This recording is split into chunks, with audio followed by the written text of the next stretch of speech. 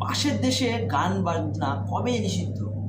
ছায়ানট প্রখ্যাত রবীন্দ্র সাংস্কৃতিক প্রতিষ্ঠান ভেঙে গুড়িয়ে দেওয়া হয়েছে। তবলা, হারমোনিয়াম, তানপুরা, খোল আছাড় মেরে ভেঙে ফেলা হচ্ছে। মেরুদণ্ডহীন মাকুলার মিনমিনগুলো দেখবেন, এই ছবি শেয়ার করবেন। কাশ্মীরি পণ্ডিতরা সর্তক হয়নি সেদিন, আমরা সুযোগ পাচ্ছি নিজে সর্তক হয়ে। জনবিন্যাস বদল না আটকাতে পারলে পশ্চিমবঙ্গের দৃশ্য খুব শীঘ্রই দেখবেন তখন মাকুলারগুলো খুব মুখ গুজিয়ে ন্যাকামো করছে। বাংলার কোনো অভিনেতা পরিচালক দেখবেন এটা নিয়ে সিনেমা বানাবে না, কেউ গান বাঁধবে না, সবাই শুকনো পেঁয়াজ খুলে ফ্রিজের শীত দেখো। কট্টর ঐতিহ্যবাদী নন, নিজের ঐতিহ্য, ইতিহাস, জনবিন্যাসকে উগ্রভাবে কট্টরভাবে আগলে রাখুন।